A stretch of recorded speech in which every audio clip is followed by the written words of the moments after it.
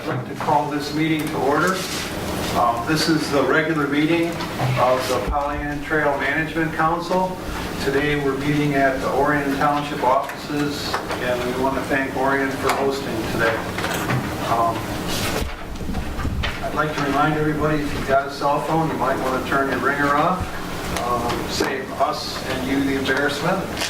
And with that, we'll have a Pledge of Allegiance and a brief invocation.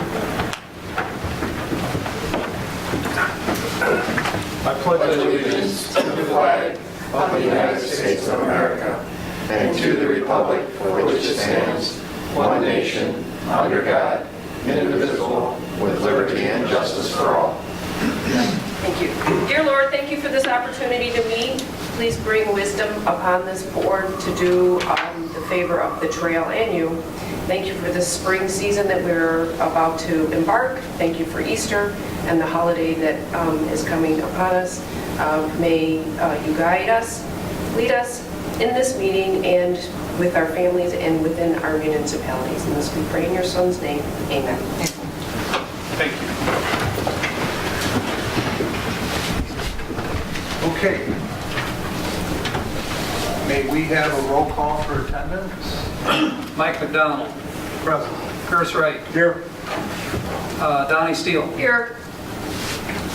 Bruce Pearson. Here. Eric Sent. Here. Aaron Watley. Here. Sue Basardi. Here. Kevin Green. Here. Linda Moran. Here.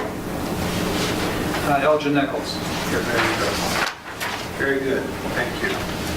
We have a quorum, all the communities are represented. We'll move on then to the agenda. Are there any changes, additions, deletions? If none, motion to approve will be in order.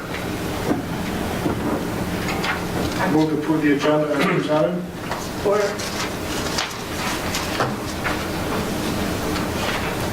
Any questions on the motion? If none, all in favor of the agenda approval, please say aye. Aye. Opposed, please say no. Moving on to the consent agenda. Council, you should have before you the approval of the minutes from our January meeting, which was our last meeting, which would include the treasurer's report, our bills for February through March, and we'll receive and file our financial reports. But we'll start with the minutes.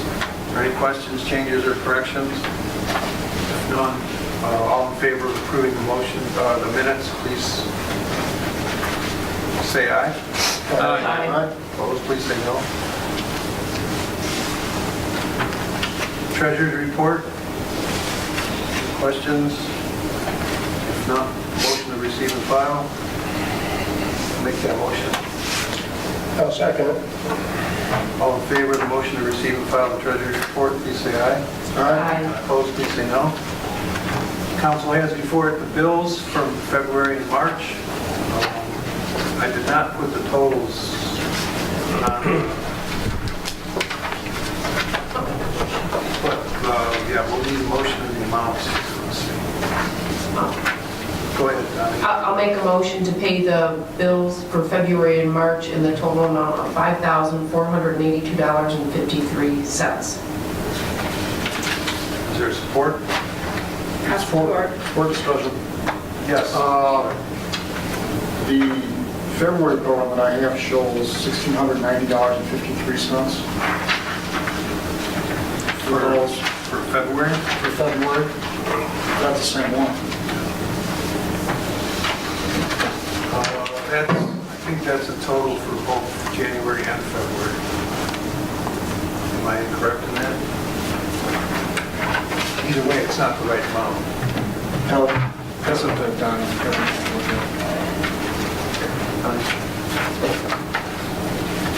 You know, I was looking at the bill run, Curtis. So I have which includes these. That looks like that.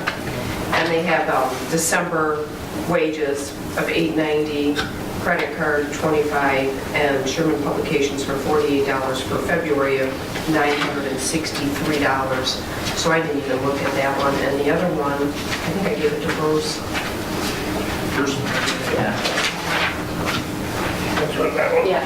And then for the bill run for March, it was $359 for credit card, Linda was $12.90, Sherman was $41, Pollyann Insurance was $16.29, and $1,200 for insurance. So did I add them No, twice? what happened was, I have asked Joe Ferrari, our bookkeeper, not to pay the insurance because I was not sure if council wanted to continue. I mean, we have a year-to-year arrangement, and as far as I know, the council doesn't have a policy as far as we're going to stay with one, we're going to pay those bills without consideration before the council. So those are the bill amounts that Donnie quoted, which adding in would increase the bill pay considerably. As long as it matches, I've got no problem. Okay. So that said, Donnie, do you want to Remove them? restate? No, we'll keep them out there. Okay. Unless there's a question at this time regarding insurance, we'll stay with the Michigan Municipal, I think it's MMPA Property Association, I believe it's. So if there's no question, then we'll add those in, and then the grand total, Donnie will have it here in a moment. It's $54.82. So I'll amend my motion to include the payment of the insurances of $16.29 and $1,200, and the total would be $54.82.53. Very good. Is there still support for that? Yes.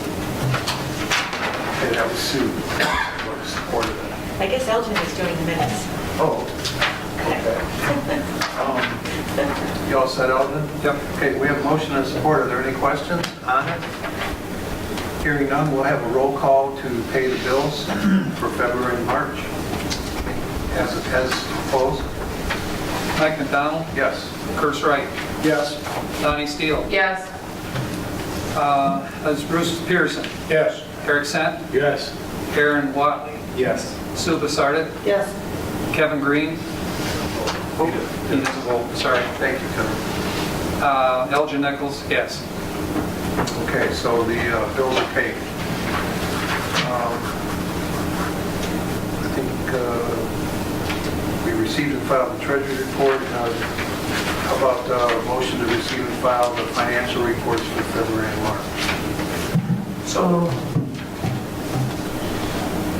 Is there a second? I'll second. Thank you. Any questions on the motion? Hearing none, all in favor of the motion to receive and file the financial reports for February and March of 2018, please say aye. Aye. Opposed, please say no. Okay, council's received the trail manager's written report. A motion to receive and file that report. A motion.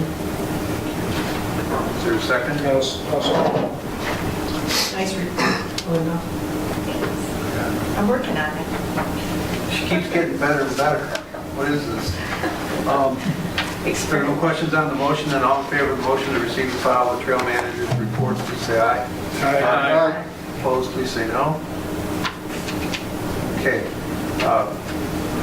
At this time, it's an opportunity for those in attendance to address the Trail Council on non-agenda items. So if you have a concern or something that's not addressed on our agenda, this would be a good time to stand up and make us aware of it. Did anybody want to address the Trail Council at this time? Okay, hearing and seeing no one, we'll move on then to our citizen representative report. Kevin, you're... Just a real quick comment, I was just in the Main Street Bicycles the other day and talked a little bit to them about the electric bike policy, and they were all aware of it and pretty excited about it. About our proposed policy? Yeah, in fact, I think they had, I wasn't here at the last meeting, but I think they had a representative here. Right, they did. So.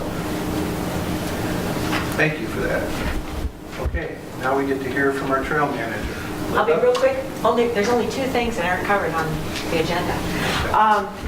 The first thing is the DIA program is up and running in 2018. George Ingram and Jillian Reese and I were out on the trail.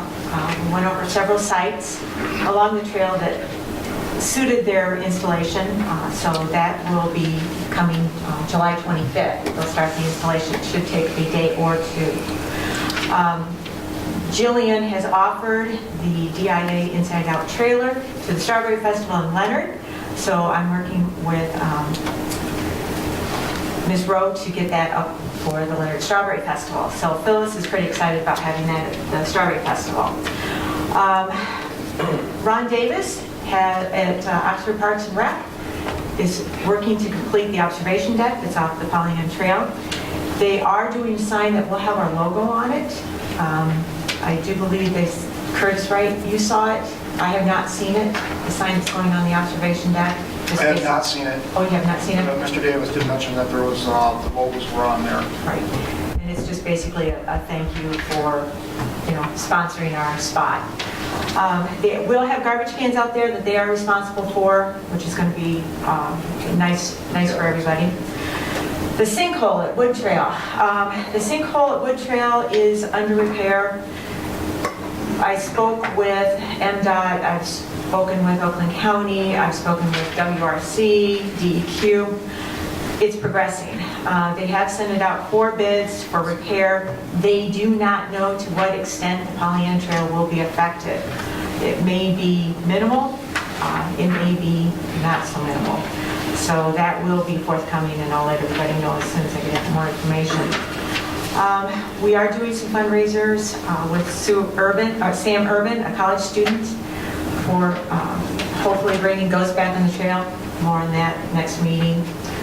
I am working on getting the water fountain at Clarkson Road hooked up. We have the water fountain, the money to hook it up was approved last year. The trail has to be zoned in Orion Township. So I thought that was taken care of last year, but I was informed by Tammy in the zoning department it was not.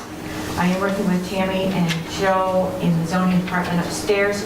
They're working on it. They're working with Chris Barnett, the zoning issue, the lawyers, that sort of thing. So hopefully here in the next few weeks we'll have a decision and that fountain will be able to be installed. I did meet with Keith on our insurance matters. Everything's fine. He did say if we wanted to add drone coverage to our policy, it would be an additional $250 per year. So if that's something we wanted to look into in the future, it's an additional $250 a year. And that's pretty much it. That's not covered by the agenda. So, all right. Are there any questions from the council members for the trail manager at this time on a report?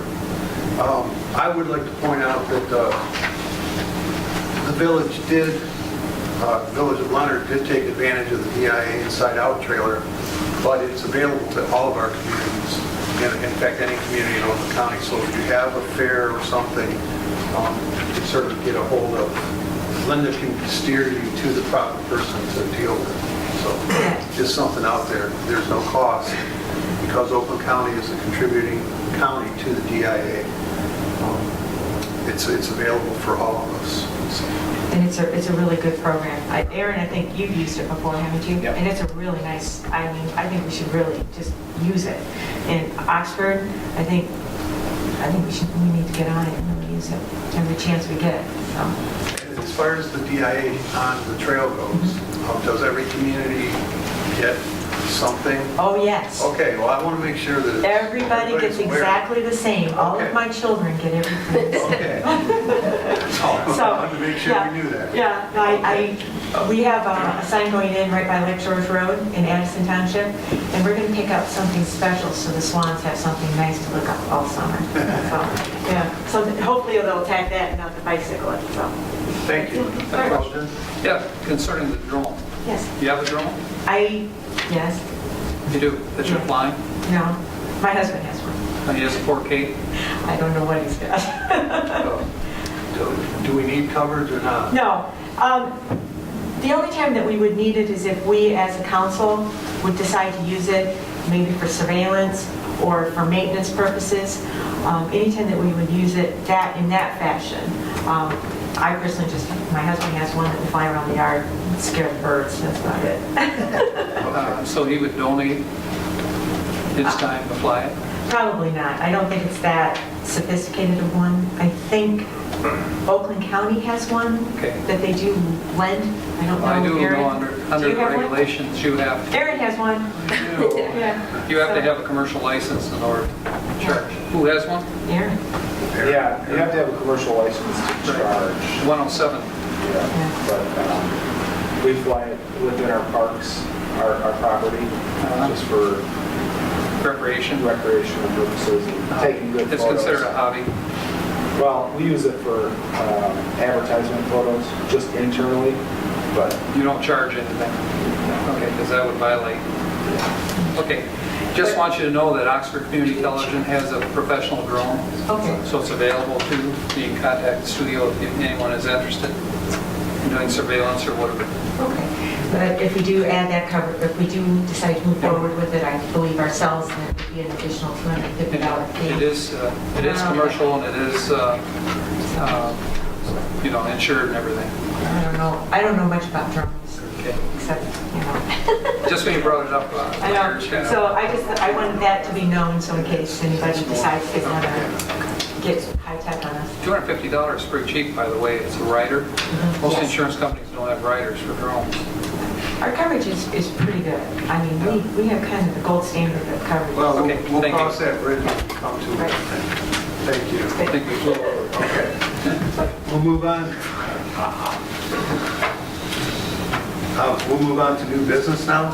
Our first item, and I have it on the agenda as the Pollyant Trail recognition recommendation, and then if you go in your packet to item 8A, you will find a resolution.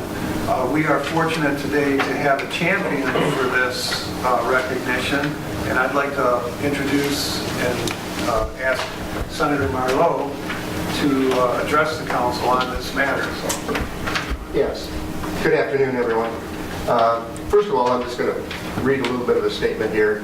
I am so glad to be with you this afternoon to honor a man that I consider a friend and who has long been a public servant and friend to our community, and that is Larry Obrecht. I'll just give some of you an idea. Most of my time I was here, I had Donnie's position. I was the treasurer of the township. Larry was our county commissioner, and Larry, basically on Saturdays and Sundays, 3 weeks out of the month, Larry had whammers out there from the 52nd, 3rd Court that they were out there working on the trail.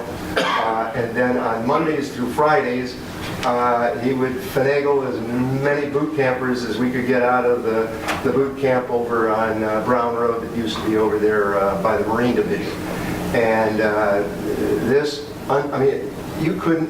no way you could pay, and probably any of us, enough to go into those wetlands areas and pull out, I think it was well over 1,000 tires they pulled out, where somebody was paying a hauler good money to take the tires away, and they were running down the old railroad tracks and just heave-hoeing them into the ponds, and they pulled them out of there and then had to recycle those.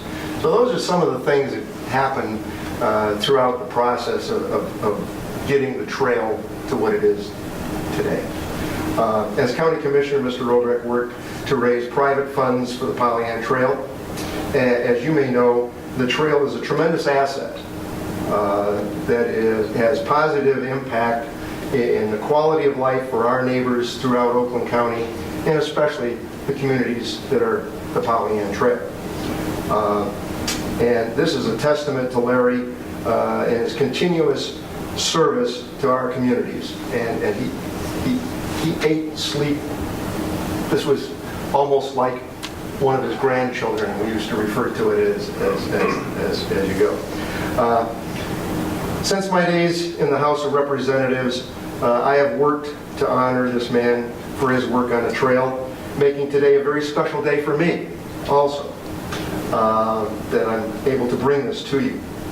And it is appreciated your time and consideration of this important resolution to join me in honoring this worthy man, Larry Obrecht, by naming the trail, I'm sorry, I said it again, naming the bridge the Larry Obrecht Bridge. And I don't know if you want to go through and read the resolution or not, but Sure, when you're done. whenever, but if there's any questions. In front of you, if some of you that came in late, there's a red folder that I brought you, and the first trail newsletter is in there. And isn't it ironic that it's April 1998? And the chairman of that trail is right over here. Curtis was our first chairman. And, you know, we basically, if you want to know the truth, we weren't sure what we were doing when we got all this thing rolling, but it certainly turned out to be a real jewel, and I consider it one of my highlights of my working, you know, here at the township and being on the trail. I was also on the Paint Creek Trail for all of my 8 years here at the township, so I had some we sort of stole a few ideas and brought them over when we were bringing the incorporation papers together and stuff of that nature. But it's been a real honor, and my wife and I enjoy getting out on the trail whenever we can. And it's just, like I say, it's a real pleasure. One of the other things that's not in here, as I have spent 8 years or more, maybe 10 years, trying to get this accomplished in Lansing. I've ran it as a bill, almost got it completed. Somebody says, no, Larry's alive and we can't do that. We don't name things after people that are alive. And I said, well, the whole idea is to do this before anybody passes away. So anyways, that be what it is. The governor graciously and I had a cup of coffee, and we came to the conclusion that MDOT is going to take care of this for us if you concur with the resolution. And when I say take care of it, I've asked them to pay for it and install it. And when I'm finished here, this manager of the trail will work with MDOT as far as when this needs to go up and what it's going to look like. My thought is that MDOT uses signs with green backgrounds and white lettering is probably what it's going to be, just like when you drive down any freeway and you look up at a overpass, and that's what it is. So I'm assuming that might be what it looks like. And they will be installing that. And as I said, I have insisted that this is going to be to their expense, since they've ran me around the block for 10 years. So anyways, that's that. And Mr. Chairman, if there's any questions from any of the members, I'd be happy to try and answer them. And if I don't have the answers, I make sure we get them for you quick. Council members, any questions for the senator on this related? I would just like to say that I was the deputy sheriff at the time that he had all the prisoners out there and everything, and I was out there every day, and Larry was there every day. I have to give the man a lot of credit. You're right, they all had hip boots on, they all had the working, they were always muddy, dirty, but they were there always, and it was a big job. Not only did they clean up all the trails there, they also put the fencing up for different areas where there was contention on the farmers for their livestock and stuff. It was a monumental affair, and like I said, I pulled up the patrol car all the time and saw him there with all of his crew, and he was right there with them every single time. And I do know about all his efforts to get all the donations, what's amounted into, I think, millions. It was 1.4 million, if my numbers I was able to find, and Chrysler was the most generous, and then Larry went to Washington and got the match, and so that's how we were able to, and so Chrysler's was about half of the 1.4, and the federal government came up with the other half. And then we also had to negotiate, Curtis, you remember this, we didn't even own the trail, we had to convince the DNR to buy it, which was not the easiest thing to do in those days, and so it was also It was never a dull moment, that's all I can tell you. You know, it's easy for people to say what somebody did in the past, but I actually watched it, and I have to say I give my full-hearted support for this. I was there when he did the work. I was in the air-conditioned car. The other thing is the difference between the two trails is the Paint Creek is owned by the communities, and they raised the funds and paid that off. I believe it was a bond, but I can't remember. It was started before I was elected in '96 here at the township. And the difference is that we convinced the DNR to buy the trail, and we gave them that $1 out of my wallet. I was graciously able to give them. I was the treasurer when we started this, and that's why I have $1 to give them. Say that. So anyhow, Well, thank you very much. we appreciate it. Thank you. What is the council's pleasure? Do you want a reading of the resolution, or do you want to waive a reading and go to a vote? It's entirely up to you. If there's no motion to waive the reading, then I'll read it. It's not a long one.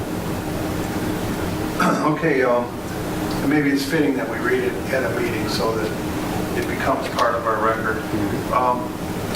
The Pollyant Trailway Management Council does hereby declare and resolve that whereas the Pollyant Trail Management Council wishes to recognize and express appreciation and thanks for the long and faithful service by Larry Obrecht as an Oakland County Commissioner and as the first trail manager for the Pollyant Trail. And whereas the Pollyant Trailway Management Council wishes to recognize his contributions of service to the Pollyant Trail on the behalf of the residents and public he served in the aforementioned capacities. And whereas Larry Obrecht did coordinate and organize the construction, engineering, and funding of the Pollyant Trail at its inception, and did personally obtain over $1.8 million in donations and matching funds for the construction and operation of the Pollyant Trail.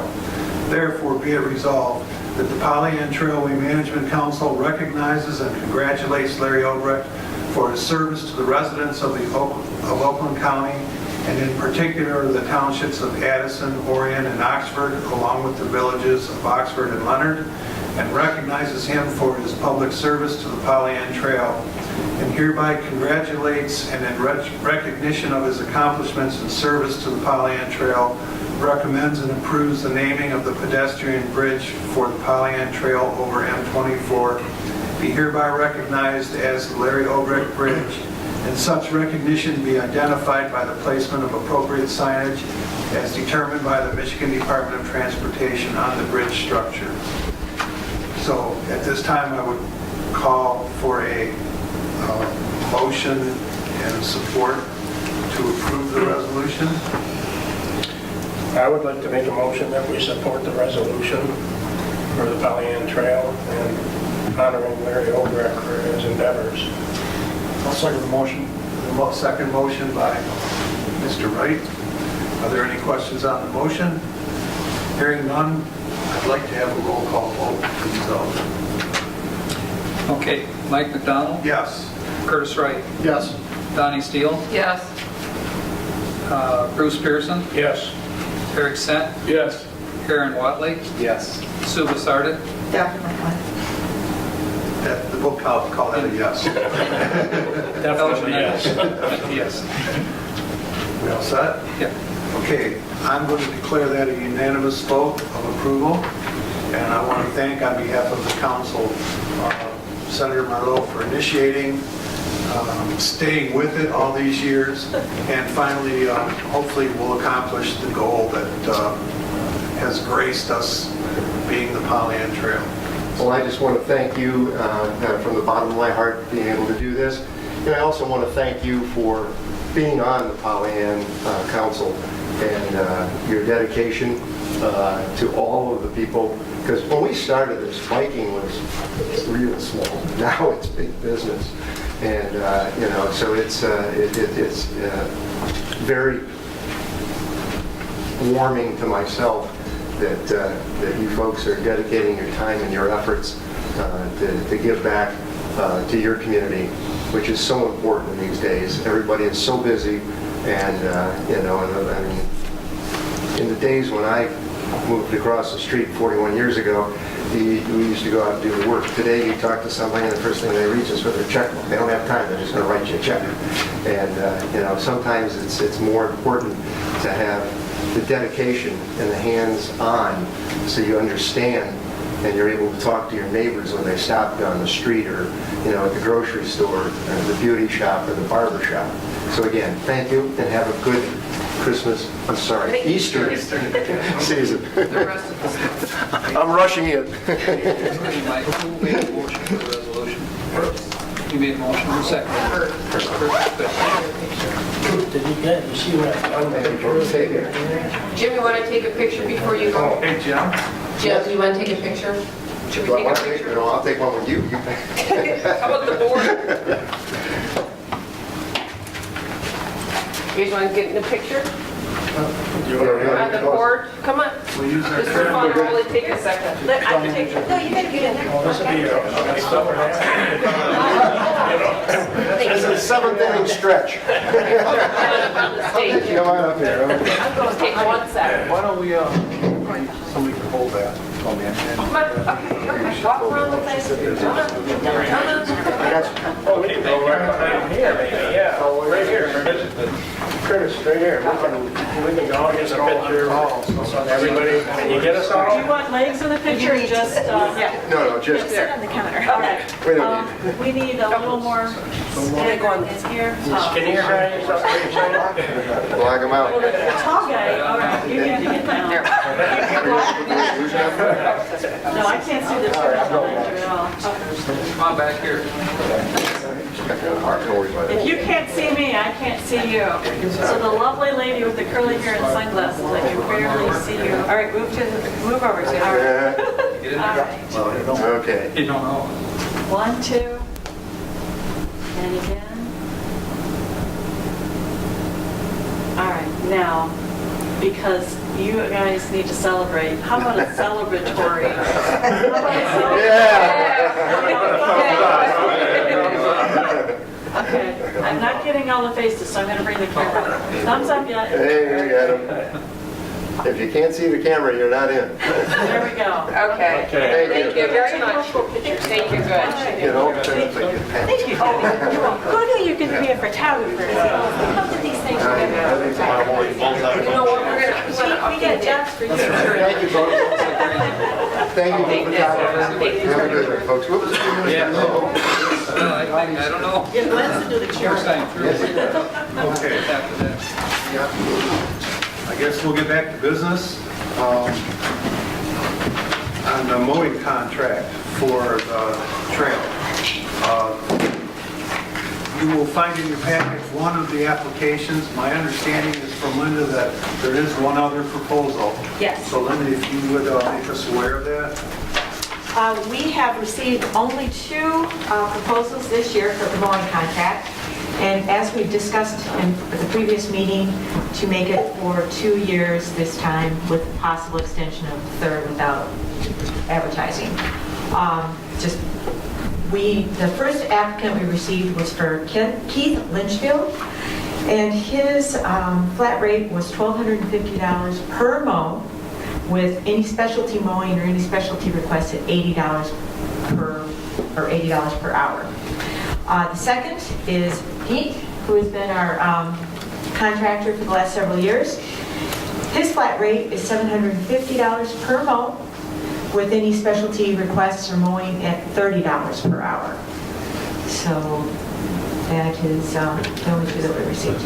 Pretty simple. Do you have a recommendation, Linda? Well, Pete, would you like to give yourself an endorsement, or? Sure. You don't have to, but Pete does a stand-up job. Keith does a stand-up job. I highly recommend them both. Pete's been doing the contract for 3 years? 3 years. 3 years now.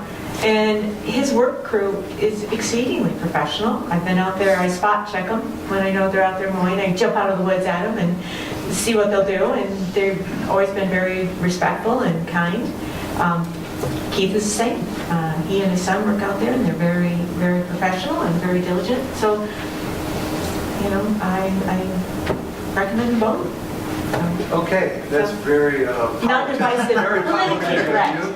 And You know. basically, it sounds like it's going to be an issue of financial rather than the candidates themselves. And we're fortunate that they both have a lot of experience with the trail. So I will leave it up to the council to, yes, Mr. Rush. How many cuts did we have last year? 3? 3 3. cuts. Yeah. So, No, it's not in there. this is Urban Habitat? Yes. Urban Habitat? So you make, I would move toward the mowing contract for 2018 to Urban Habitat. I'll support. very good. Are there any questions on the motion? Donnie? I just want to clarify, so do you go into Orion? Do you? Yes. Orion? Oh, yes. Even though that it's like the portion that we own versus the Pollyant Trail, Yeah. all No. the way up to Joslyn? Yes. Aside to Joslyn Road? Yes. Okay. And last year, I had them do some additional mowing by the sign that sits on First Joslyn over here, the Pollyant Trail sign. I had them do some additional mowing there. And I also had them do some additional mowing down by the library, where the library sign is at.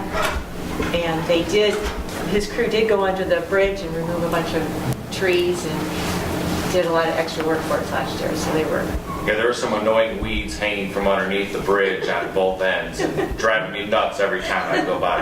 Yeah, so he called and said, hey, can I take this down? I said, absolutely. We appreciate the extra effort. Elgin? Where's your business located? Oxford. Okay. Okay, we have a motion and a support to award Urban Habitat the, yes. Are the insurances in place? Yes, Okay. yes. Okay, Donnie? That was my question. Okay. All right, we have a motion and a support. Are there any questions on the motion? Hearing none, we'll have a roll call vote, please. Mike McDonald. Yes. Curtis Wright. Yes. Donnie Steele. Yes. Bruce Pearson. Yes. Eric Sent. Yes. Aaron Wadley. Yes. Sue Basarda. Yes. Elgin Nichols. Yes. Okay. The contract is awarded to Urban Habitat. Congratulations, Thank you. Linda. Keep a good eye on them. Make sure that Oh, I took out with that. it sounds, we do, I'm teasing. We appreciate the effort that you guys have put into it, so look forward. You're welcome. We take pride in it. We live here, we take pride in it, so. Thank you. Okay, thank you. Moving on, Linda, I'm going to ask you to follow up on this one. We're going to discuss the trail opening day, the National Trail Day, the Butterfly Garden, annual events, etc. What do you have for us this year? Well, I have 2 guests today. We have Pheasants Forever, we have Fred, and we have Debbie from Monarch Watch. And they are going to be assisting us for the opening day. We're trying to get a butterfly garden going in downtown Oxford in the village, right behind Merge at 33 Pleasant Street. They have generously offered to help us with expertise, support, funding, seeds, whatever we need to make this thing happen. So we're gonna try and start it next weekend with WHAM, because WHAM starts next week for us, and then continue it through opening day.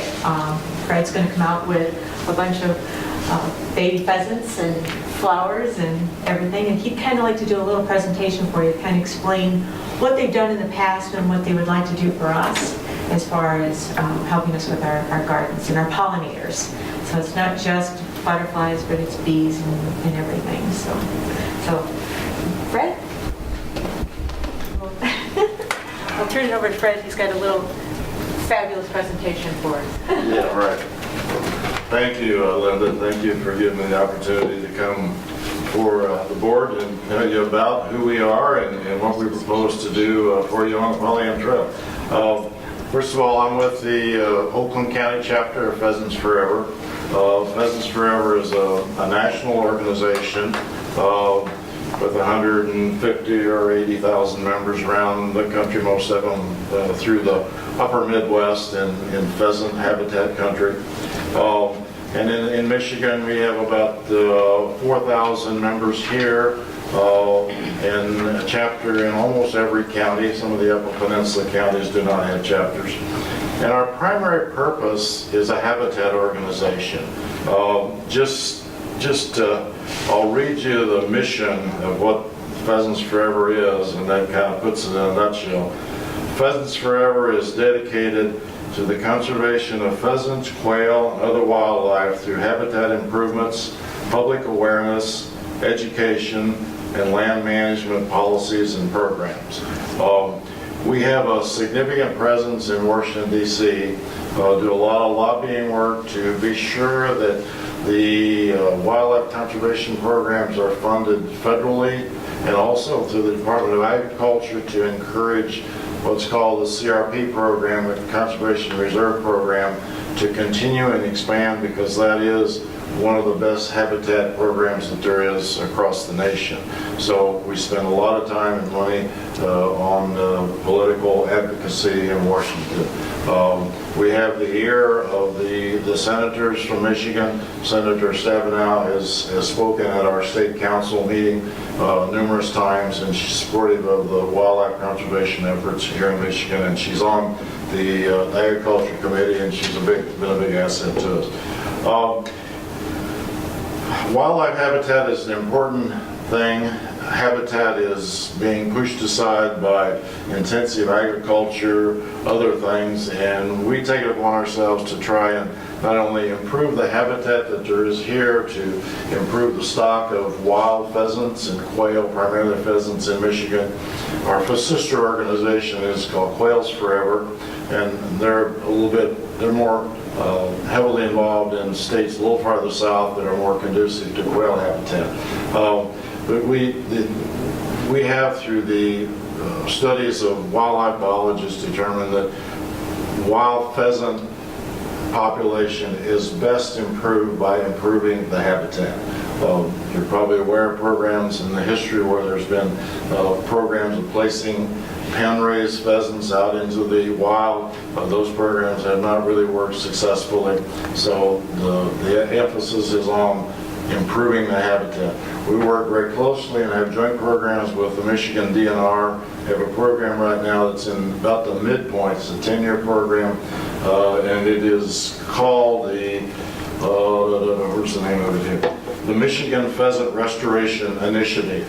And that's a significant program, and it is funded by proceeds of wildlife hunting license sales, and they have other contributors to that program, including sponsors of manufacturing corporations and things like that are putting a lot of money into it. The focus of that is in the areas that have been wild pheasant habitat over the years, and that's the Thumb area of Michigan, areas out, some of the counties up toward Lansing, and some of the counties down toward the Ohio border.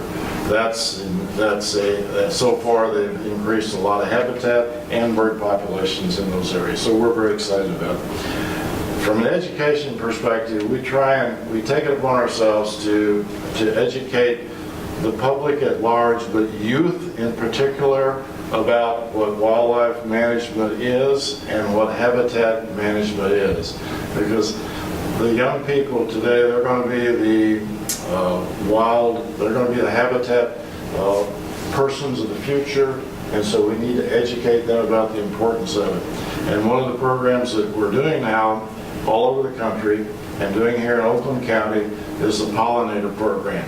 And that's a program where we go before groups of students in a designated area, and we tell them about what wildlife habitat is, why it's necessary, how it contributes to the perpetuation of particular wildlife species like the pheasant, like the quail. And then we actually plant wild habitat then that is conducive to quail and pheasant. And the pollinator program, that also includes vegetation that is useful for the pollinators we are so dependent upon pollinating our crops. Honeybees, butterflies, that sort of thing. Now, in 2 other locations here in Oakland County, we've had programs in previous years at elementary schools where we've gone out, and in some cases we'll have the whole school, and we'll give them a little presentation about what's involved with wildlife, the predators that there are, and how the habitat is so important to provide that particular species of wildlife a place to nest, to raise their young, and to live. And we have the benefit of having pen-raised pheasant chicks that we can take there to these presentations. And of course, the kids are always fall in love with the little pheasant chicks because they're little bitty things about this big, and they like to hold them and handle them and that sort of thing. So we've done that, and the two programs that I personally ran myself were down in the southwest part of the county in the Wall Lake School District and at the Proud Lake Recreation area. So this year, when I got acquainted with Linda, well, I suggested maybe we do it up here on the Pollyant Trail because it's a more rural environment than even the area where I'm from, down in the Wall Lake area. So I'm very happy that she's willing to let us come out, and I'd be delighted to get your approval to put on a program at the location that Linda's identified, and we'll plant a little strip of habitat out there that will consist of our mixture of seed is we get it from our national folks, and it's blended specifically for the climate in Michigan. It includes, it's all native species.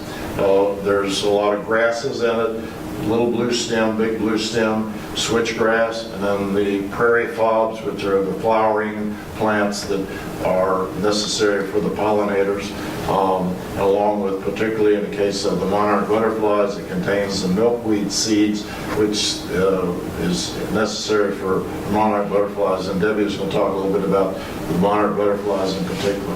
But we look forward to doing it and getting a bunch of kids out there and get them excited about it, and maybe we'll educate some future conservationists of the future. Just a side note too, in addition to being involved with Pheasants Forever, I am also, and have been for most of my adult life, a bicycle rider, a bicyclist as we prefer to call ourselves. So I have ridden all the bike paths and trails in Oakland County, actually probably most of them in Michigan for that matter, and have been involved with various bike trail programs. I was involved with the Huron Valley Trail out in the southwest part of the county when that was put in about 20 years ago. So I am very supportive of all the trail projects that there are around the county. So I congratulate you for the Pollyant Trail that you put in. Any questions that you might have about our program, I'll be happy to answer those. We ask for your permission to put out a sign on the trail where we'll be planting the habitat, a sign like this that will be, matter of fact, it'd be this sign to identify it as a wildlife habitat area. And we would ask that you as a council or the trail manager to confirm that you'll maintain it as such, which means don't destroy it, don't mow it, and let the wild species of grasses and flowers and things perpetuate over time, because it is self-perpetuating and that they reseed every year. Very good. Thank you very much. Personally, I applaud your efforts nationwide. And I'm sorry, what? I think I speak for all of us. We applaud your efforts nationwide, your organization, and I think the council would be happy with Linda's coordination of your efforts here on the Pollyant Trail. So thank you very much. Look forward to it. Thank you. Very good. And now Debbie Jackson, which is with Monarch Watch, she's also going to be donating some lovely monarch butterflies and some assorted larvae and chrysalids to our trail and our project. So this is Debbie. Hi. Good afternoon. Thank you for having me. And I want to add to Fred, a little comment to Fred. He let me look at his seed mix, and many of the plants that he has are not only flowering plants to support the pollinators that we have. The biggest pollinator load that we have in North America are the wild bees and wasps, and some beetles are excellent pollinators.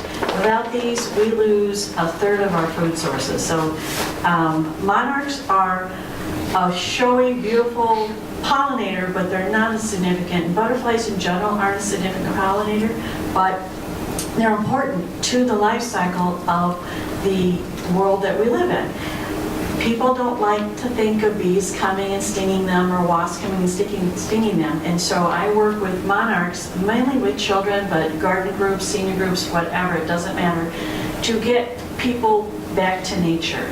I do a lot of programs and if we have the opening day late enough in May, I'm able to get stock from a Monarch Watch from Kansas City. We work with the Monarch Watch is supported by the University of Kansas, and we are one spoke in a many-spoked wheel, including a variety of organizations with Monarch Joint Venture, all environmental programs. Xerces Society, National NDRC, we have the Nature Conservancy just added to our organizations, and it's the same focus as Pheasants Forever, Quails Forever, Trouts Forever, habitat restoration, because we want to see a healthy planet, and we feel wild places creates a healthy planet for our future generations.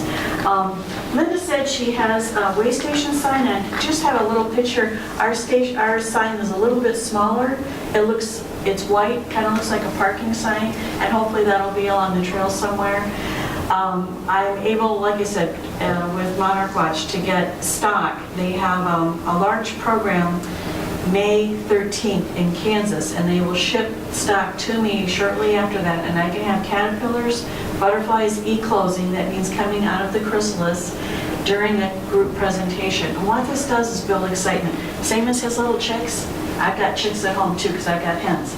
But they are very delightful. They get people encouraged. And from that, if we can start establishing maybe seeds for people to take home and start their own little gardens, butterfly gardens, wildlife gardens, whatever, it still brings the community together back to nature. And the Pollyant Trail is a great representative because you're bringing people out to nature through the woods, through the swamps, and it's a wonderful, wonderful thing. I grew up camping. I don't have time to ride a bike. I have a part-time job that takes up most of my free time. But I'm glad to be here today and help you with the presentations with the butterflies, getting people excited to come to the Pollyant Trail and leave the little native garden. People are going to say, hey, it's not the kept little garden that we have in our yards. That's okay. The bugs don't care. And the bugs feed the birds. I found out last year, one chickadee nest needs 6,000 to 9,000 caterpillars to raise one little nest of 3 or 4 fledglings in 16 to 18 days. That's why you don't see chickadees in May, because their moms and daddies are working from 6 a.m. to 8 p.m. gathering that much food for those chicks so those chicks can fledge. That's just one example of why we need the bugs. And the caterpillars are basically hot dogs for little birds, because they look like it, don't they? They're little protein tubes, and they're fabulous. So only a few butterflies make it up, but that's where this variety of plants supports the variety of fauna, that we can have a lovely, safe, healthy environment for us to live in as well. Thank you very much. Well, thank you very much. You're more than welcome to... Any questions with Monarch Watch? We're also very instrumental in the tagging, where we tag the butterflies in the fall. We put a sticker on the wing with an ID code. They go down to Mexico.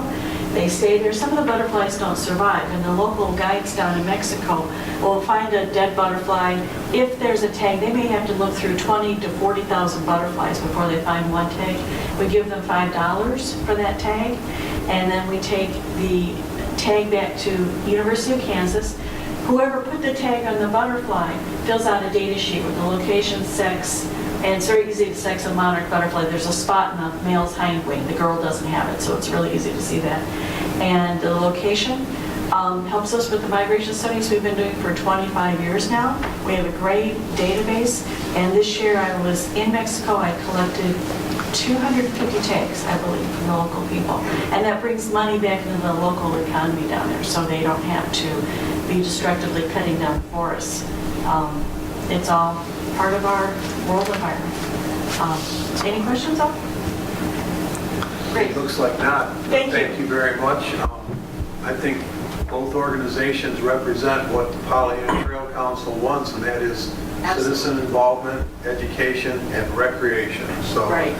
I don't think we have any objections to anything that's been proposed, unless consensus is fine. So we rely on Linda as the manager to work out the details, and thank you very much, and welcome to the area. We look forward to the results. Great. I'm happy to present, bring these to the kids, and I do school programs too for no cost or anything. I have to work it out with my manager at work, but if you have kids in school or you grandkids, or I don't know, your neighbor's kids, whatever, I bring them to school and get them interested.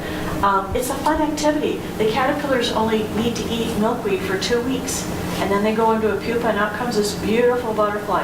And it's a really easy thing for kids to do and gets them right involved in nature, which is a goal for all of us. Thank you. Very good, thank you. Okay, Linda, do you have any dates that we need to be aware of? I'd like to start, Location? Yeah, the There's actual- one location. yeah, the actual start date, I'd like to do it for National Open Trail Days, which is April 8th or 9th. I have to double check the date. I think it's that Saturday, the 8th. And we'd like to, I'm going to prep the ground as much as I can because it's just not thawing. Starting on Sunday. I have actually two WAM crews coming out. We're going to clean up trash on the trail.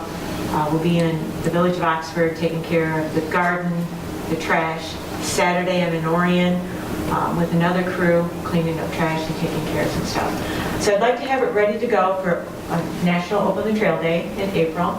And then I'd like to maybe coordinate something with the bridge naming in June 2nd-ish. But those are the only 2 dates I have right now. So, I'd like to get the butterflies out there and, we get a lot of consolidate, but get a lot of people out there and see what we got going. Where's the bump?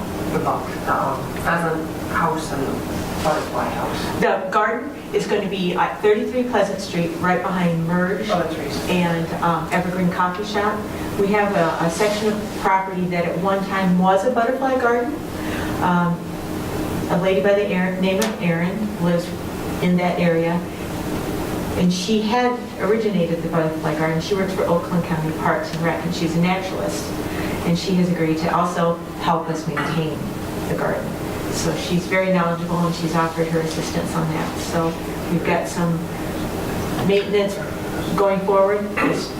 I'll just say, as you know, the trail goes through our family farm, and we had all kinds of pheasants. We have a large area that's still all fields with the original barn and everything from the 1800s. But we had pheasants. We had all kinds of them till about 12 years ago. And I don't know if it's because of the coyotes or what, but we used to have pheasants and I used to see them. I don't see them anymore. It's primarily because of lost habitat. That's primarily the reason, we believe. We do have more extensive programs that we do for farmers, and I mentioned it to Linda for next year.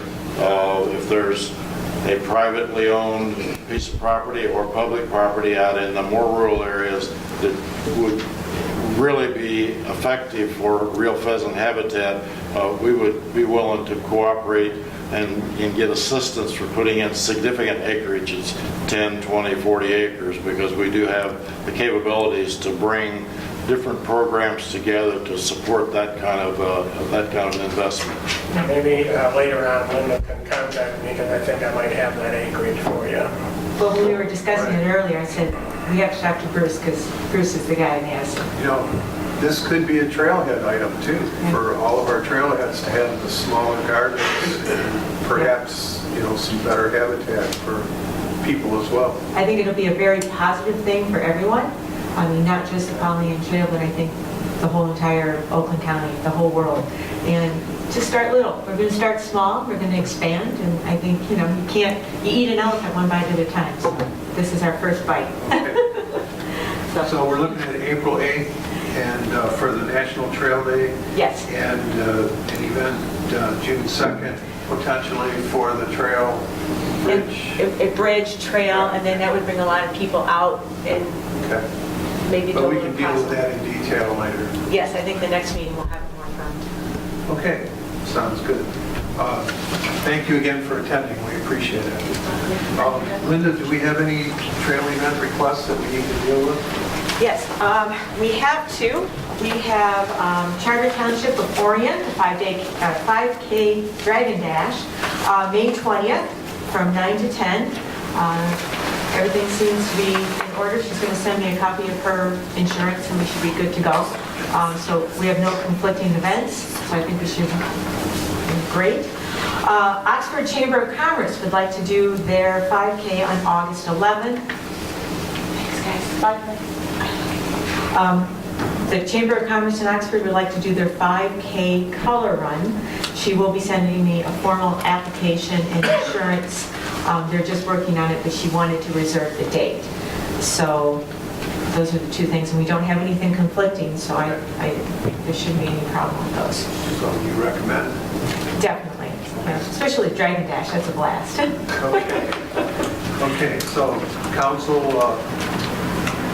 shall we authorize these two events subject to the usual managerial approvals? Yes, Don? I'll make that motion. Second. Okay, are there any questions on the motion? Hearing none, all in favor of authorizing the Dragon Day or the Orion 5K and the Oxford Chamber event? Orion's is May 20th May 20th? and Oxford's is August 11th? Yes. Okay. All in favor of the motion then, please say aye. Aye. Opposed, please say no. All right. Next item is the electric bike policy. This is basically a follow-up on our action in January. I want to thank all of the council members and the communities that did respond with information or changes, recommendations to this. It's item 8E in your packet. With any, I think it's a good idea to get this adopted and in place so that we have some guidelines and regulations to go with. So are there any questions, corrections, changes on the proposed item? Just a couple items. In the third paragraph, it says this includes users on foot, etc. We may want to put in there, but not limited to. Okay, where are we then? It's the third paragraph from the top. Okay. It says any person using the Pollyant Trail must adhere to all trail rules and effective time of use. Okay. This includes users on foot, snowshoeing, skiing, etc. And So just a thought, if you put but not limited to, you open it up to actually have any other event that happens that isn't listed here. okay, so where would you include the additional language? Included, this includes but not limited to. Okay, I got you. And then there's just a little community words right there. Okay, so on the first page, page 1 of 2, third paragraph down, second sentence, we're talking about amending it to read, this includes but not limited to users on foot, snowshoeing, etc. And you said there was an extra punctuation somewhere? In paragraph 4, the last sentence begins with NID card is a period in front of it. Fair. Paragraph 4, that's right here. There's got 2 dots. Okay. And deletion of a period in item, or Article 4, I guess you'd say. Are there any other changes or corrections? If none, is there a motion to approve the policy as amended? Eric? I think Was there a question on it? No, I was going to make a motion to, Oh. but Eric, I'll make that motion. Okay. and I'll second it, and I do have a comment. Okay. Okay, we have a motion to approve the electric bike policy with the noted amendments. Is there any comment or any questions on the motion? Donnie? I just want to make a comment that I was at the Paint Creek Trail Commission, and Linda was there too. We were there to 10:30 about the e-bikes at the public meeting, and no resolve was done. So I commend this trail committee for having it agreed on, written, and the policy set before the Paint Creek Trail even has made a decision what they want to do. 11 o'clock last night. Yes. And reading this the first time through, I think it was very well done as well, would be my opinion. I think whoever put this together did a great job. Well, we all did. It was a team effort because we all have to agree on it, so everybody contributes. But thank you. I don't I recall made putting the the first sweat in. draft. Okay, then I'm going to call the question. All in favor of adopting the proposed electric bike policy as amended, please say aye. Aye. Opposed, please say no. Okay, so we've adopted the electric bike policy. And of course, we can always revisit these too. It's not, these are kind of a living policies, and we have a number of them. And I'm going to work with Linda to get all of our policies into one booklet, and then I will get that out to all of you. We actually have quite a few of them.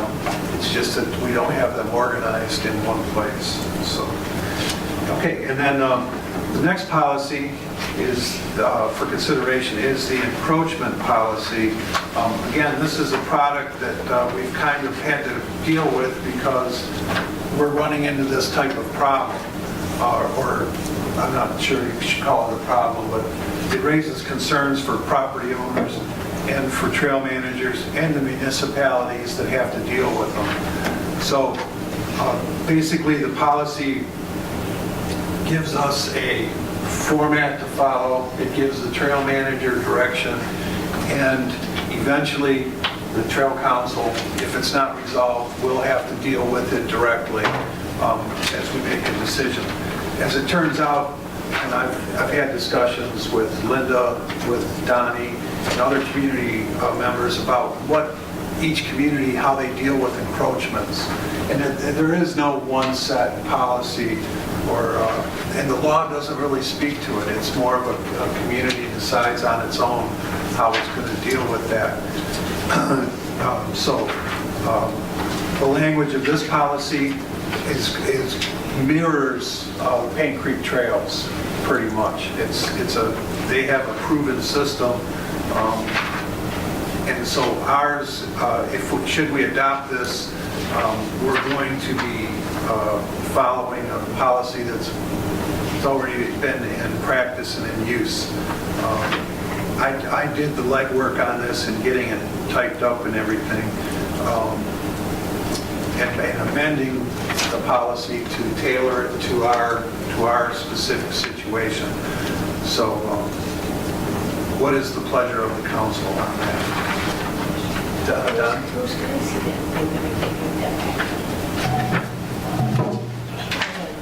I just wanted to make sure that this policy mirrored our bylaws, and that, because it talks about getting into law enforcement in our bylaws, but I don't necessarily know if it does in here.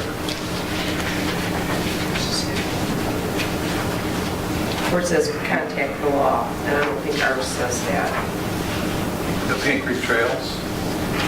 No, that our bylaws of the Pollyant Trail say that if there's enforcement being violated and we can't be resolved by the manager, that we shall have law enforcement.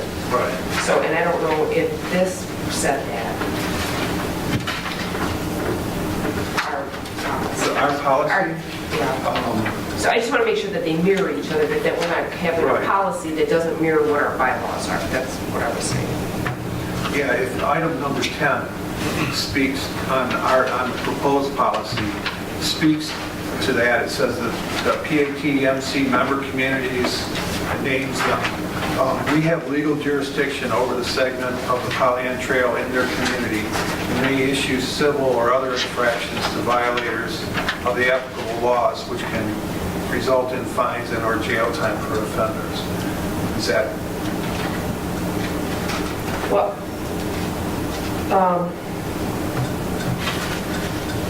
it says, the council will work with Oakland County Sheriff's Department, village, and township police agencies, and the Michigan State Local DNR Conservation, and then with the first level, second level, third level. And I don't know if it... Yeah, I did not include that.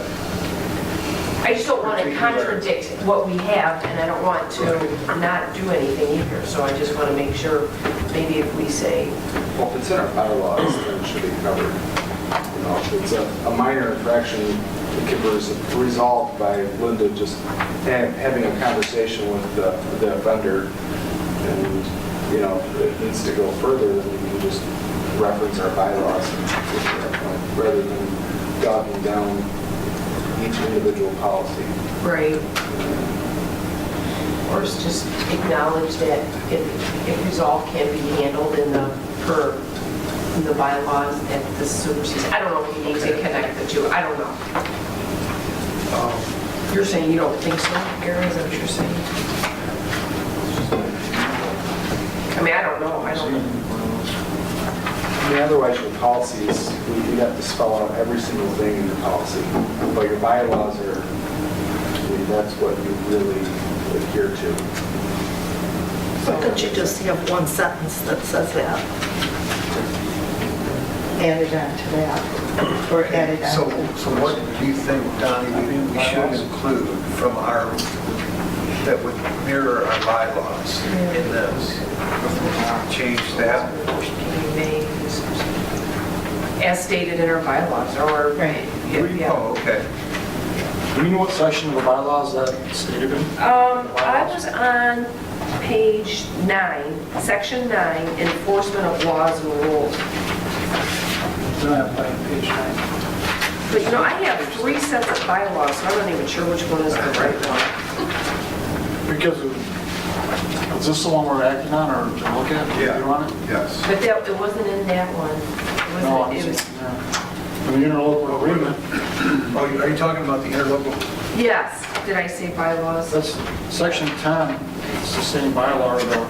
It says Pollyant Trail Operation Maintenance Agreement, the Michigan Department of Natural Resources and Pollyant Trail Management Council, October 1998, 9, enforcement of laws and rules. Right. Or maybe just as stated and not to supersede or undermine something, I don't know, as stated in. Or you just say, see reference. Okay. Okay, I see Donnie's point more clearly now.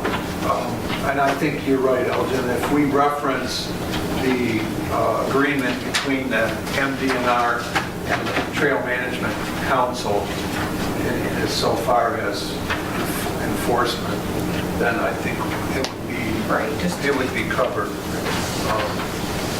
So if you like, I can redraft this to reflect that, and then we can look at it again next. Or no, just based on referencing the bylaws, or the interlocal bylaws. So you want to try and approve it? Yeah, approve it. I'd make the motion to approve them, subject to adding the language of referencing the, From the agreement, like referencing the applicable language in the DNR trail agreement. yes.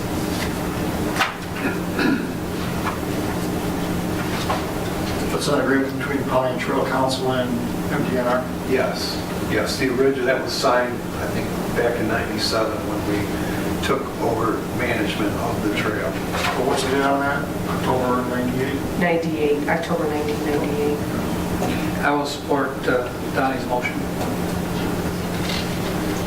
Okay, we have a motion and a support to adopt the policy subject to the amendment of item 10 to reflect the agreement, the enforcement language in the agreement between the MDNR and Pollyant Trail Council. I think that'll work. For the encroachment policy, correct? For the encroachment policy, yes. Are there any questions on that motion? Hearing none, can do all in favor of the motion to adopt the policy with the amendment, please say aye. Aye. Opposed, please say no. Okay, I will get that language out to you as soon as possible.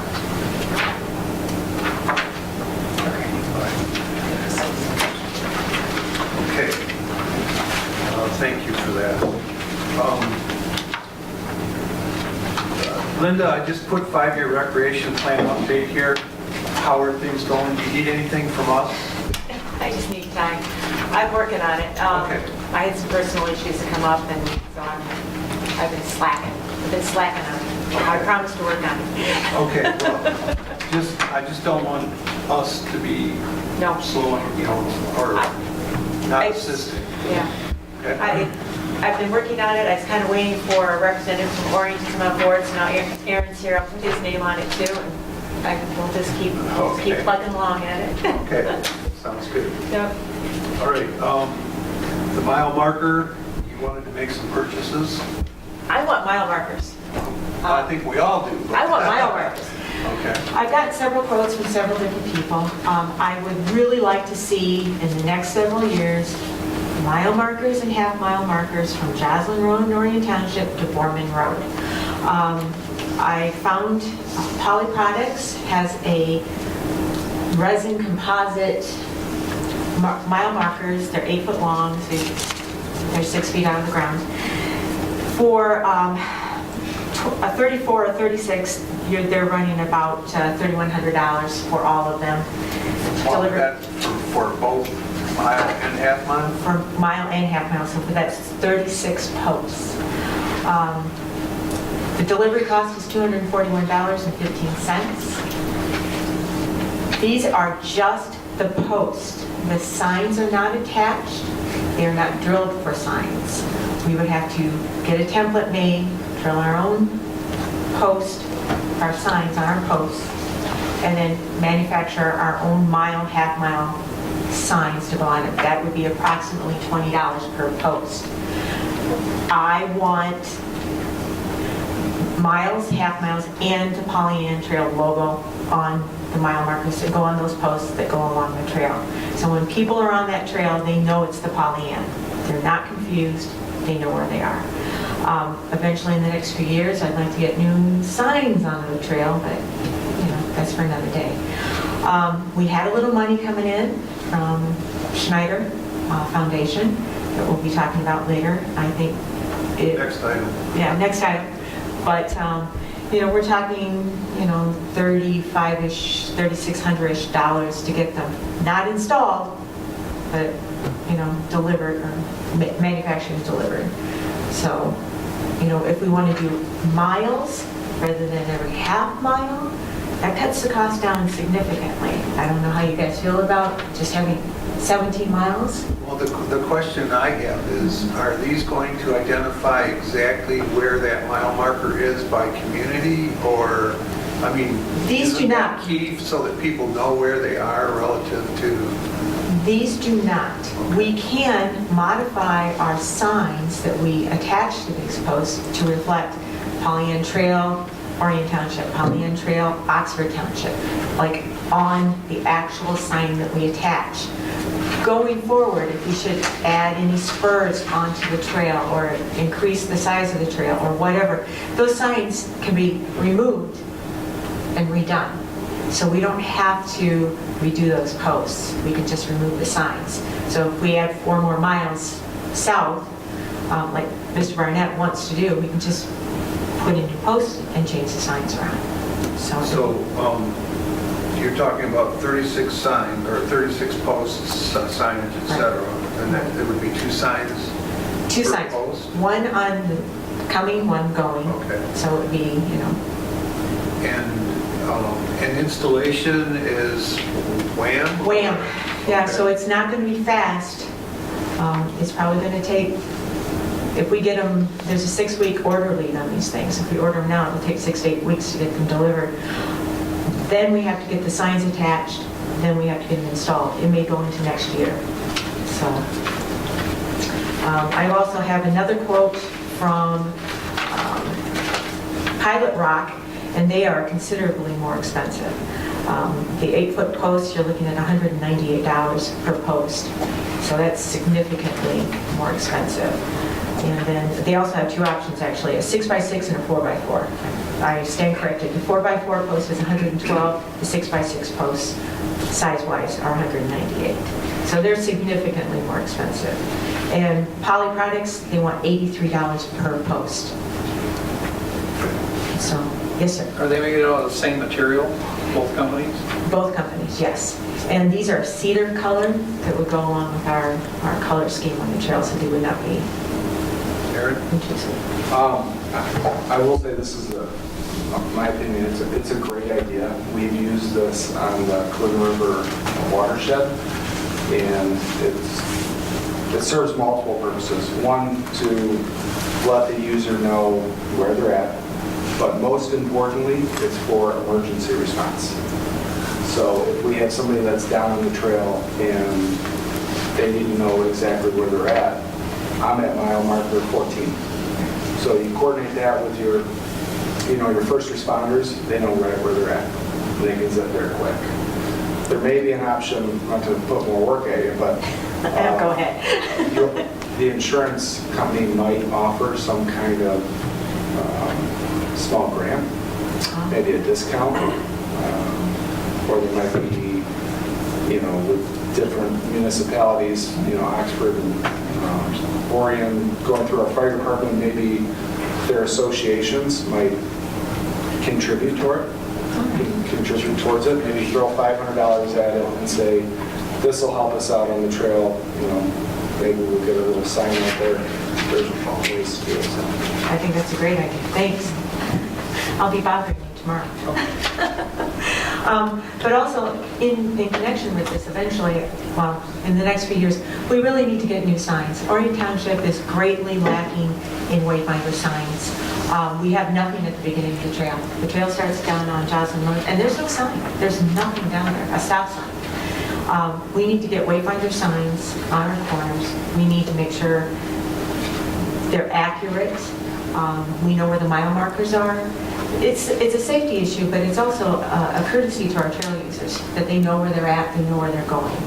So, So you're recommending that A, that we do this, Yes. that B, that we pay for it out of one of our grants? well, the Schneider Foundation was money that was given, but now that possibly we could get some associations to maybe help us with a few dollars, I'd like to research that a little bit before we earmark any money, because, if we can get money from other sources, we can reserve that and possibly use that to wayfinder signs, or, I don't know, vertical mowing. Okay. So you don't want to order the posts or do anything at this time? I think, let's wait until next month. Now that that's come to light, I'd like to explore that a little bit before I spend any money, because I'm cheap. All right. Well, I think Aaron makes a good point, and I hadn't thought of it either, as far as the local fire departments may well want to help us out with it. Yeah, or maybe they'd like to help us install them, because they're lovely people. They might want to install the signs, I'm not sure. Okay. All right. All right, so we'll set this aside till next month. I think that's a good idea. All right. Okay. Next item, Schneider Electric Foundation grant. We were very fortunate to receive a $6,000 donation courtesy of two active trail users, Mark Moran, Linda's husband, and co-worker Craig Junkin. Both submitted hours to their employer, Schneider Electric, who has a foundation that awards organizations like the Pollyant Trail for volunteer hours that their employees put in. So I've already sent a thank you, should have been in your packet, I think, to Schneider Electric through Mark, thanking them for the donation. And this could potentially be an ongoing situation. The amount would vary on the amount of hours that are spent by the employee, but very welcome, and we're very grateful. I know on behalf of the council, we appreciate it very much. Now that he's on vacation, he's putting in a lot of hours Oh, on the computer. Oh, okay. He's my IT guy now. Sounds good. Okay, and the Cooper Standard Foundation sent a check for $10,000 through the agreement that the Pollyant Trail has with the Village of Leonard to make a donation. That money will be used for the Leonard Mill. So So I just wanted to inform the Trail Council, and also you should have seen a copy of the letter that went to them as well, thanking them for the contribution through the Pollyanna Trailway Council to the Village of Leonard for the Leonard Mill. So there's no action needed on either of those formally, except to inform the council that we received those funds. Do you have a plan for those? Which one? The $10,000? Yeah, currently we're raising money to repair the foundation on the Leonard Mill. It's about probably a $30,000 to $35,000 project. We've got about $17,000 with this grant. So we're still beating the bushes looking for donors and It's not a foundation grant, it's a grant for a foundation. for a foundation, yes. And the folders underneath. Only you. I missed that one. Okay, we're good. Thank you. We're good. Yeah. Okay. Moving on to unfinished business. Linda did some homework. She did get independent counsel recommendation for one attorney. That is potential for the council. It happens that this attorney is also represents the Paint Creek Trail. So we will get more information to you on that. I just wanted to let you know that we're still following up on that. Item B, under unfinished business, maintenance equipment. Linda, you got a wish list or a purchase list? I have a purchase list. Okay, yeah. In your packet, I did submit a request for some material needed. There is one correction, stop signs for $280. I did get a hold of the Department of Corrections. Who knew they made more than license plates? They make stop signs. $7.50 per, and if you order $100 or more, delivery is free.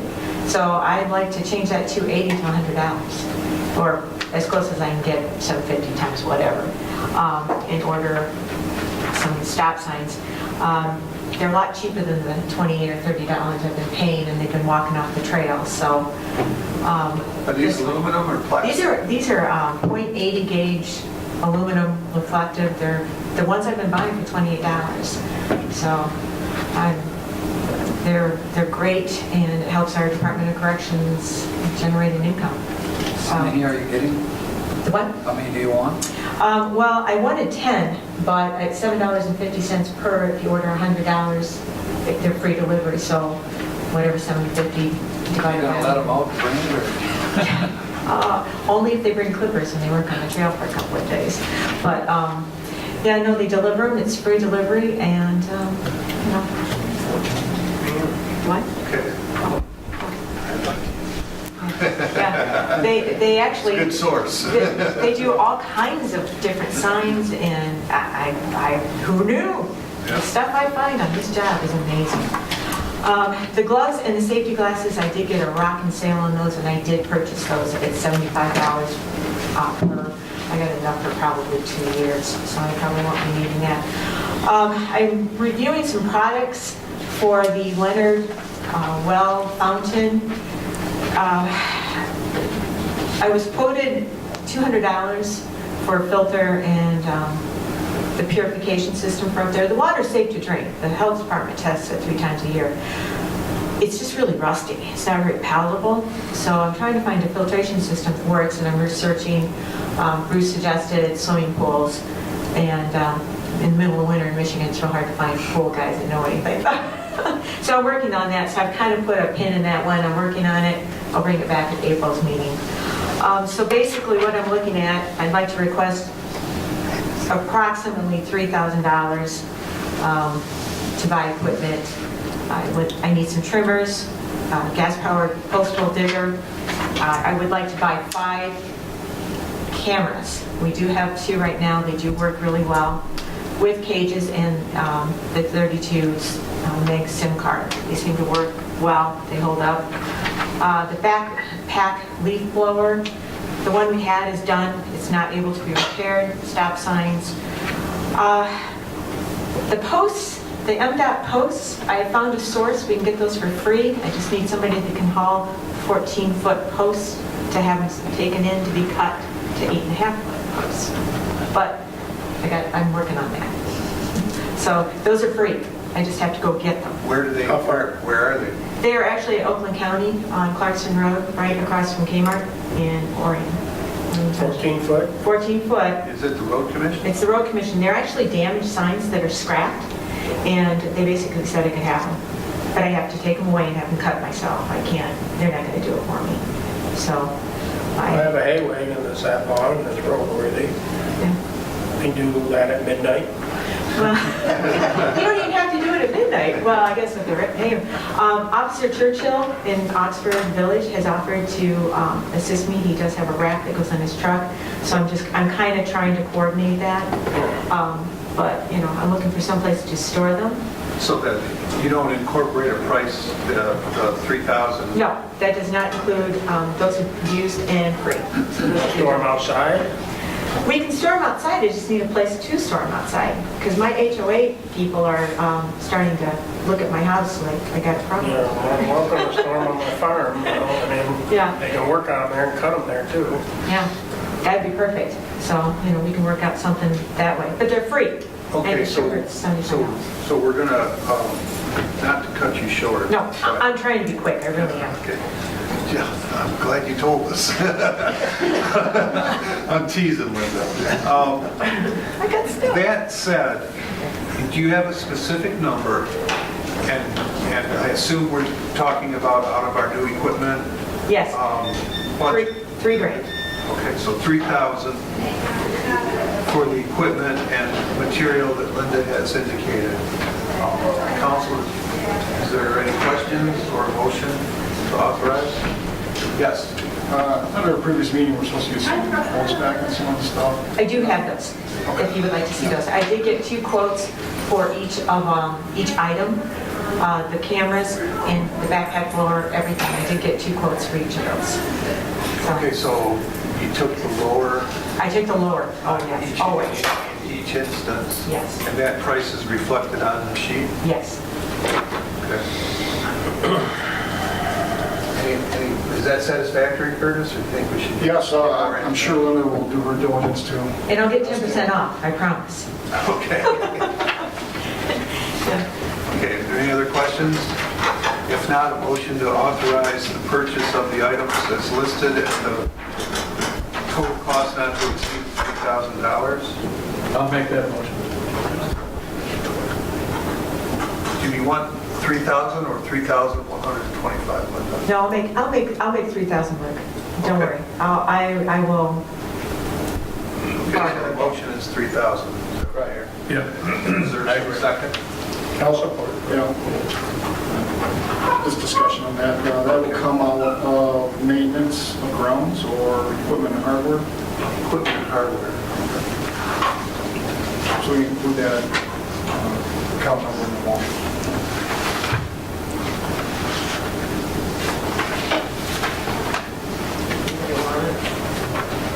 Okay, so was that Mr. Pearson that did the second? Okay. Okay, so we have a motion by Mr. Sun, support by Bruce Pearson. Any questions on the motion? Hearing none, do we have a roll call because it's a purchase? Sylvia Sarda. Yes. Excuse me, Aaron Watley, Yes. Eric Sent, Yes. Bruce Pearson, Yes. Elgin Nichols, yes. Donnie Steele. Yes. Curtis Wright. Yes. Mike McDowell. Yes. Okay, motion carried. Should be all set, Linda. All right. I get to go shopping. I love a deal. Okay, last item under the finished business is Tanview encroachment and invoice. As you know, the council through the trail manager contacted Oxford Township regarding a adjacent property owner to the trail encroaching on the property by moving a fence and allegedly placing soil, et cetera, on the property. Oxford Township declined to follow up on it because for whatever reason internally they just didn't do it. So on top of that, they also sent an invoice to the council for a consultation they had with their attorney. I declined to pay or list the invoice until the council had a chance to review the matter. And I will turn it over to Linda, but I just want to say at this point that we followed the normal procedure that every citizen would follow that owns property in the community. So, we just went by Oxford Township's requirement and provided them a letter of inquiry. And anything beyond that was taken on as part of their investigation. So that said, Linda, do you want to comment, and then we'll see if the council has anything to say. Basically, that's exactly what happened. I contacted the ordinance officer in regards to an encroachment onto Pollyanna Trail property, and he was going to check with the township to see if it was something that they were going to deal with or not deal with. He did send a letter to the homeowner, and the homeowner did respond by having his attorney send the township a letter saying, we're not going to move the fence.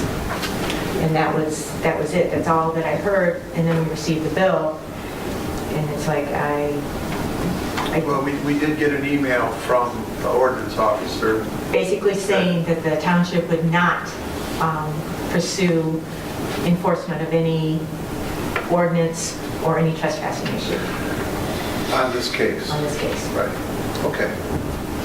With that, I'll open it up. Any comment or questions? Was there any enforcement done whatsoever by the township on the actual fence? No, the fence is still there and it's not been moved. So there was no actual physical, is the fence ours?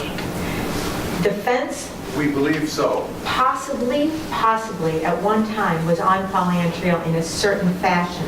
The homeowner freely admits, and has admitted to me when I did ask him about it, that he moved the fence to its present position to keep people away from his property. Is the fence wood? No, the fence is like a cattle fence, an animal fence. For all intents and purposes, it looks like the same fence that pretty much lines the trail, that farm fence. Well, then I'd say remove the fence, it's our fence. Well, now we come into an issue of, he has 2 very large dogs and a swimming pool. He might have to put up his own fence. Well, we could possibly be opened up for something, I don't know. If the dogs were to escape or to bite somebody, if we opened him up in case somebody came onto his property and drowned. I mean, my concern would be safety for our trail users. Any way you want to handle it, I actually got a quote from Kennedy Surveying to actually properly survey. Is the fence on our property? The fence is on our property, but I don't know how far back our property goes. How do we know that? How do we know it's on our property? Because it's probably 6-8 feet from the trail, and in that area, it's 25 feet from center. And I did measure it from a known landmark, and it is significantly on our property. But I don't know how significantly. I mean, I could be off a foot, I could be off 2 feet. I don't know. That's why if it were me in my situation, I'm just speaking as a citizen person, I'd have it surveyed, I find out exactly where our property is, and I'd build a fence, tear the old one down. I'd be done. How much was the survey? It's between $800 and $1,000, depending For on about 300 feet of He trail. would survey the entire property in question, and it's a long piece of property. It looks like a bottle almost. It has a very large bottom, and it kind of goes At the trail, it's about 300 feet, Yeah. plus or minus. plus or I minus. think. Yeah. Yes, Elgin? So it looks like we don't know if it's on our property or not. It's on our property, but I don't know how far on. Okay, so let me get this straight. It's on our property, it's our fence. Are those two possible? To the best of our knowledge, yes. Okay, and all he did is he moved our fence. And took our property. Right. Did he take our property? Did he accept that property as his now? No. As a matter of fact, part of his discussion was that they feel that they have latched the property because they've been taking care of it supposedly and maintaining it for since at least the time that they built their pool, which is where the dirt and the fence moving occurred, basically. And they're from what I understand, their attorney's position is that Oxford Township sanctioned the fence when they approved the pool, and so therefore it is what it is. They're claiming an adverse possession, I take it. We're claiming adverse possession. No, they are, because if they're claiming this is theirs now. The question I would have is, what's the attorney's opinion on this? Is it adverse possession? Because adverse possession doesn't hold up for everything. No, you're absolutely right. Doesn't hold up on government or state property. Right. Thank you. Linda has turned this over to the MDNR, Correct. but they have not given us an indication what, if anything, they are going to do. They don't like the fence being there. They're well aware of it. They've seen it. They don't like that it's not where it belongs, but we're kind of in the middle here. I would think that the approach to take is the DNR at this point. Rather than go any further, they need to make a statement that they're going to do something or not. We don't know that, right? We actually were instructed by the MDNR to contact local communities involved. That's where we went to our local ordinance officer to try to pursue things through local channels, because this is just small for them. We did discuss it, we did contact the ordinance officer, and they declined to assist us. I went back to the DNR local representative, Nikki Van Bloom. She did send it over to the property manager, Kevin Kelko, who turned it over to Nicole Tolman, who is the unit regulatory manager for our area. I was told, I have no documentation of this, but I was told she did speak to the homeowner's attorney. What was said, what was discussed, if it was at all, I do not know. I have not received any correspondence from her or Kevin Calco, except it's going through the channels. So this is... If they are claiming adverse possession, if the attorney is claiming that they have adverse possession, and another attorney, or according to state law, that they cannot have adverse possession if it's government property or state property, then we probably need to take this to a court at some point. Let a judge, break it down.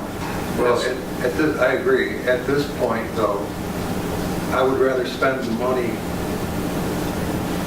on a survey or an attorney representing the Trail Council than I would pay Oxford Township for what they have invested so far, quite honestly. We did not ask the township to represent us in any way, shape, or form other than as a regular property owner. The investigatory work that they did was, I would have assumed, would have been on their decision. In my thinking, a judicial ruling needs to be made at this point. Otherwise, you're not going to settle anything. But I think the number one thing, though, is what you alluded to before. We need to establish where that fence has to be. Right, is it on our line? Otherwise, it's all hearsay. Right. So we would need to have the survey before we ever went to court anyhow. Right, yeah. I would That'd agree be with money that. more better spent than paying a bill that we really didn't ask.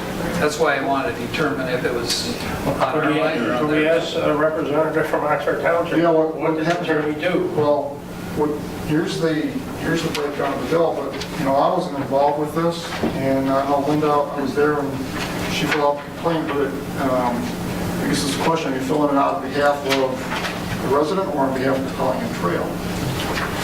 Because this was an issue from Pellingham Trail standpoint. And But we're a simple property owner, though. What did he for all do? intents and purposes.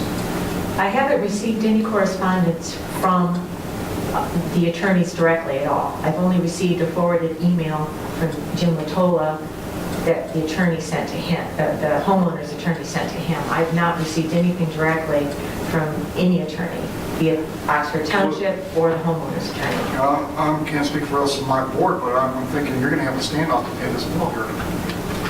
Township board's going to say, well, you know, on the Pollyant Trail, you got a fence here that they want investigated to have moved.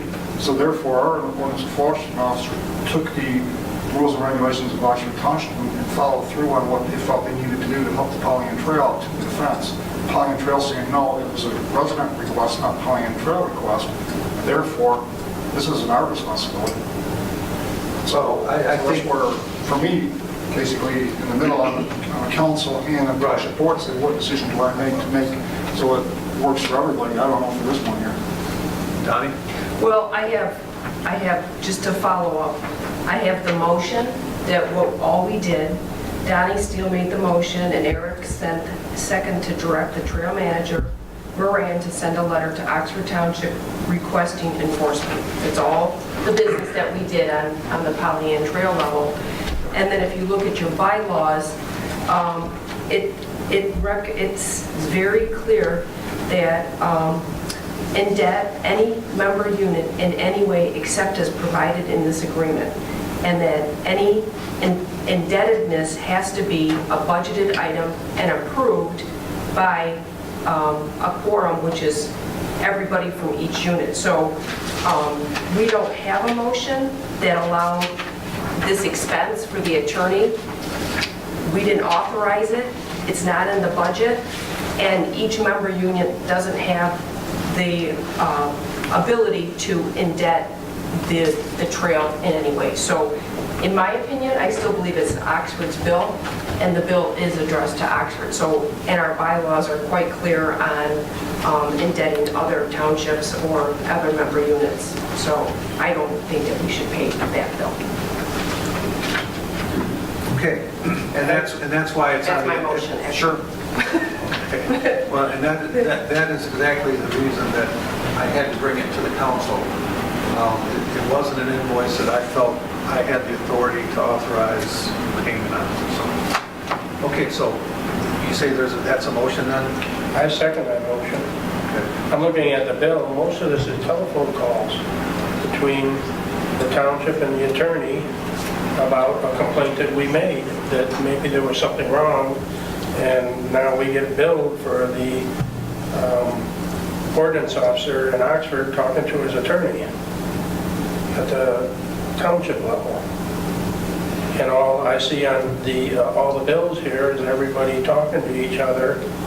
But I don't see any paperwork that surveys were requested, or the documents were requested, or the deeds were requested, or I just see $1,220 of phone messages. Okay, there's a motion and a support on the table. Are there any questions on the motion? Yes, Curtis? Okay, no questions. Okay. Okay, since we're not paying a bill, I'm not sure I'm required to ask for a roll call vote, but I guess I will, under the circumstances. What is the pleasure of the council? Can we have a roll call, please? Sue Basarda. So what's The your motion? The motion is to not pay, approving the motion or saying yes is to not pay Oxford Township for the attorney's invoice that we received. Yes. Okay, Aaron Watley. Yes. Eric Sent. Yes. Bruce Pearson. Yes. Donnie Steele. Yes. Curtis Wright. Have to go no. Mike McDonald. Yes. Elgin Nichols. No. Okay. Motion carried. So payment is denied. Now, on the next question is, do we go ahead with the survey?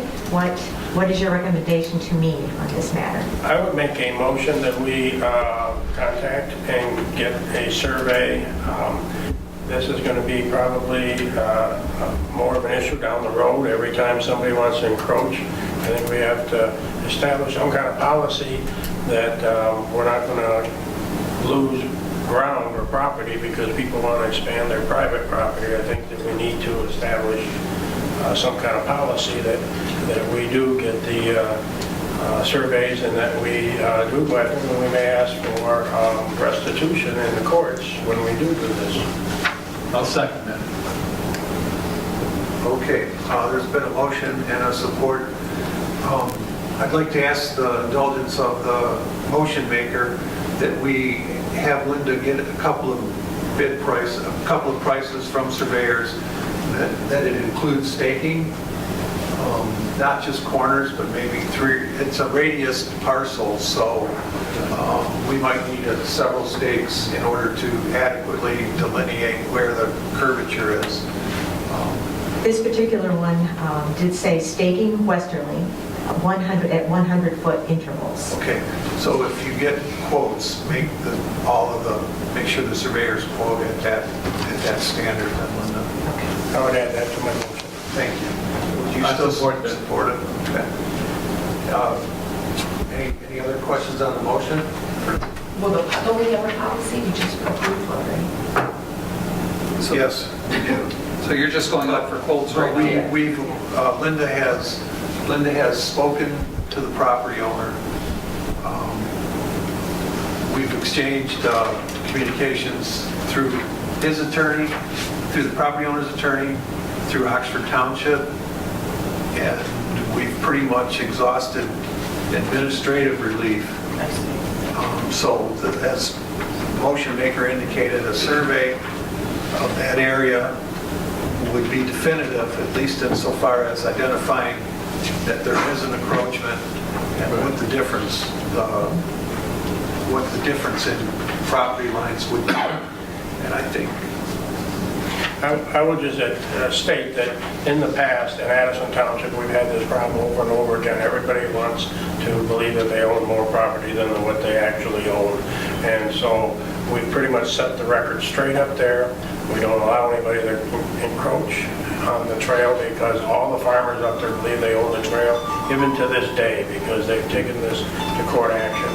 But I think we've set the record straight up there that the trail is here to stay and we own a certain amount of property. And I think that we just have to establish that once again, whenever we're attacked at untaken property from the Pollyant Trail, because once you allow one person to do it, then it's going to happen over and over again. And I've had it also on my cemetery property, I've had it on my cemetery auxiliary property. Everybody wants to do adverse possession on government property and it's not allowed. So. And I just want to make note that a year ago, I did speak to the homeowner. I do know them personally. I was at their house. We did walk his property with his survey that he got from his mortgage company. He did say the fence was on our property and that he had placed it there. So, well, that's hearsay, though. At this point, he could very well deny saying that, but we believe you. So otherwise, we wouldn't be considering what we're doing. Are a nuisance. They're loud and they're vicious, and it's not pleasant to walk by that property. and I have gotten complaints about the dogs. And because the dogs are technically on our property, my concern is our liability issue if somebody's bitten by these dogs or attacked by these dogs. We know they're on our property, and we have done nothing about it. That's a safety issue. Is the motion to get a quote? The motion, that's what I was going to, that was another clarification, is there a limit on expense? I mean, or do we just want to come back next month? I think she would have to come back with the different quotes. We need to discuss the quotes. A motion to get the quotes, right? So we have a motion then, Linda, to authorize you to obtain quotes based on the standards that you've got there and bring them back next month. All in favor of the motion? Please say aye. I know, we all want to go. Opposed? No? I'm trying. Okay. I'm trying to be fast today. Mr. Chairman, I just got one more comment. One of the avenues is also a little bit of public exposure as to how this resident is a negative effect on a community type situation, if you know what I'm saying. we could, that's always a way you can exercise a little pressure on this situation. It's Facebook. Okay. Moving on to old business, I'm not sure if the council wants to tackle this at this late hour, but there's been some questions about our intergovernmental agreement and the bylaws and how we operate. I did include the intergovernmental agreement and the bylaws in your packet. What's the pleasure of the council? Do you want to try and review that at this time? Or, yes? I would say bring it back next month, and Donnie has the amendment bylaws. If we get the correct documents, so everybody has the correct items to review. I have so many. Okay. Well, there's we have the contract with the DNR that basically gave the Trail Council authority over the DNR-owned property. Then we adopted an IGA based on that authority, and then as an intergovernmental agency, we adopted our own bylaws for the operation of the organization. So yeah, we do have 3 documents that all have bearing on what we're talking about. I'm open to discussing that one. Yes, the council wants. No, I think Johnny made a good point. I did not provide the DNR agreement. And so let's get all of that material into your hands, and then I'll get that out as soon as I can for your review. And we'll put it on the agenda. We've managed to muddle along doing our business these many years, so I don't think another month or 2 is going to hurt us. So, okay. With that, is there any public comment? Here, no, Linda, not you. Board member comments? Kevin? Elgin? Not for me. Curtis? Just to welcome Darren to the council on that. And was there any consideration of the post being metal versus wood? It's actually a composted plastic. It should never biodegrade. So we may never have to replace these posts again. That's what they're saying.